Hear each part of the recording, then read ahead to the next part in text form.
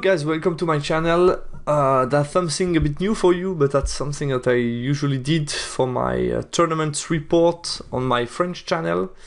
It's just a recap towards the end to see a bit what were the results, first of all, and then list analysis. What did I think about the individual entries of the list? What did I like, what didn't I like, what would I change, and so on. So I think it's always quite interesting for you. Maybe just as information, what is coming on the channel after this video should be the final game of the Ocho, some debrief regarding the Ocho. I plan to do a video, maybe, we'll see. I think it will be a video from myself, a bit debriefing what happened during the Ocho. And then I will be playing another tournament with a new list of ID, probably with the new version of the book. We are expecting a new version with updated points, so I will probably use this version of the book in the upcoming tournament. The next, I think it's next Saturday. So you will soon have another tournament report after the Ocho with a new list. So I hope you like all the tests I'm doing at the moment with the ID. I'm trying really to try a lot of different things, different play style and so on. So I hope you like it. Okay, a result, of course, I dropped in the middle of the pack because of my loss. So I took 20 from first game, 11 then, and then 1 in the last game against Xavier, who won the tournament. That was the position where we was one of us winning big would have a good chance to win the tournament. And indeed, Xavier was able to go on the top of the tournament after the third game, so well done to him. Regarding the army list, basically, I will go one by one. So the Prophet General, really happy. I think Prophet of Nezibkesh with Alchemy Master, Binding Scroll is perfect general for my army. He can be safe in a bunker, he can cast spell that do damage, range damage, but also boost that work well with ID. And I guess it's always helpful to have something against high armor, because the ID sometimes have a bit of problem to deal with high armor. So I guess Wizard Master Alchemy is for me always a very good choice. Conjurer was interesting with Essence of Free Mind. I took 2-time Witchcraft, 1-time, or 2-time Pyro, 1-time Witchcraft, I guess. Don't remember. I guess 2-time. No, 2-time Witchcraft, 1-time Pyro. But I guess it was interesting to try both, to see a bit the possibilities given by this small character, relatively cheap, can work as chaff as well if needed. So quite impressed by the job he did during the tournament. Yeah, BSB, nothing to say, he was in a bunker. Then 26 Citadel Guard, a solid block, quite resilient, able to do some range damage as well with the pistols. But to be honest with you, since the rework of the book, we lost the immunity to fear. And for such blocks, it is quite huge, because basically when you face a monster and you lose by 1, you have to check on an 8 rollable, which is not the same as a 9 rollable. And I think for me, that might be just too much to be able to play such block in core. I'm a bit afraid of one time failing a test. If you saw the game against TT, I had such test against Giant. I was able to stick, but one time you will fail it and it can cause big trouble, because when you have such a big block, you're really relying on him be able to stick against a unit on the battle. And if you break, it can be sometimes very scary and problematic, even game breaking sometimes. So I guess I'm not so convinced I would feature them again. Interesting, solid, a good intro, but at the same time, you're a bit afraid of fleeing a big combat against a scary monster. So I don't know, but still they did a good job, and I really liked to bring this unit on the battlefield, because I took some time to paint them, so I was really happy to bring them on the battlefield.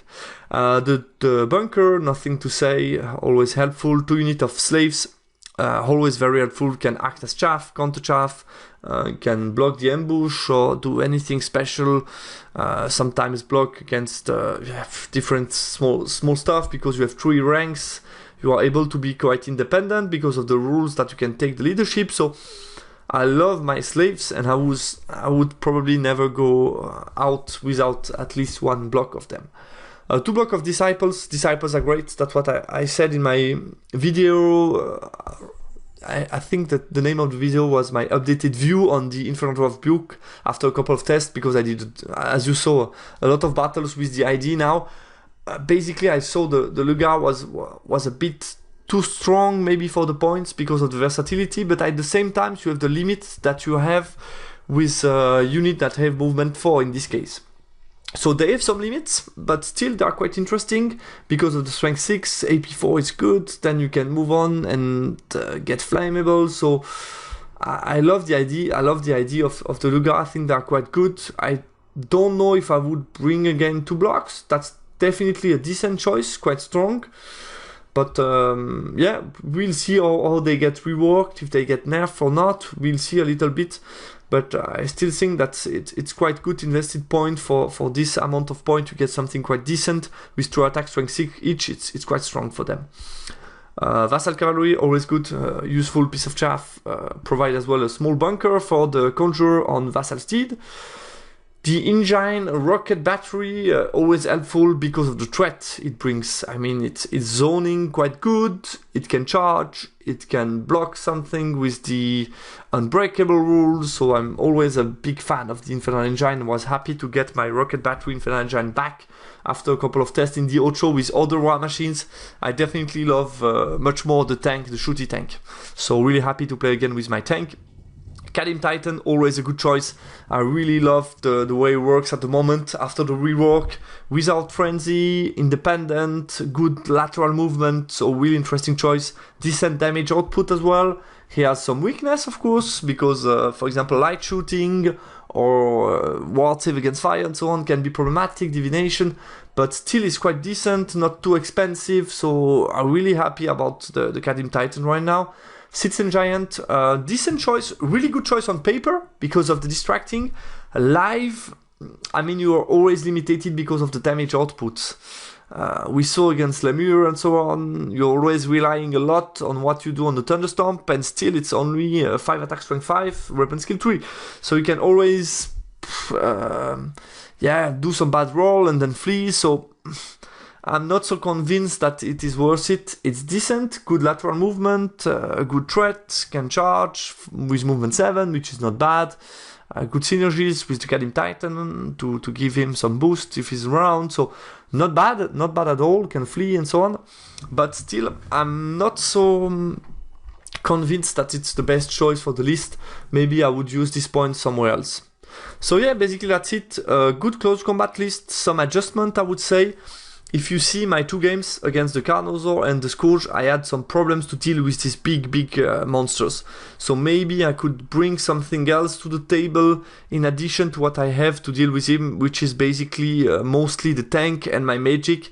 Maybe I could tailor-made a bit more to have an additional answer against this kind of big monster, big character, because they are problematic to deal with. So that's something I need to keep in mind maybe for my next list. But I think the orientation of the list, close combat oriented with the tank as a support who can shoot, and also a good magic with an adept and a master. I think that was something that I would like to keep as a play style overall. And this brings me also with more solution to be able to gain some board control and play for the scenario, something which I struggle with when you play a more shooty list like the list I have in the Ocho. Okay, and some impression, basically, interesting fact when I checked my picture, because I tried to analyze why in game 2 I did only play 4 turns. I had the feeling, okay, it was a technical, complicated game, like I mentioned it in the battle report, but at the same time I didn't have the feeling I really played double so long as normal. And when I checked the timing of the photos, I remarked that we played actually less than 3 hours. We play more like something between 2:30, 2:40, which has probably cost us the turn 5 at least. So yeah, I would. That's a comment I made to the organization. Thanks a lot, friends, for the organization. It was really a really cool tournament. Thanks a lot for the work of the organization and playing and so on. But that was some point I raised him. I told him, yeah, maybe next time pay attention to the time schedule to make sure that we have 3 games, 3 hours. It's always a bit tense for the second game because then you have directly after another game, so you need to finish quickly, and maybe we didn't have enough time because of the first game or the lunch break, I don't know why, but they had to shorten a bit the second game, which was at the end a bit problematic, because if you are not able to play your 6th turn, it can cause some problems. And in this case, for me, it would have been interesting to play maybe one more turn. So yeah, that was something. Second point was, for me, regarding the table, I played 3 times with a impassable in the middle. I'm not sure we had all the variety in the table, which was possible because of the mat pack.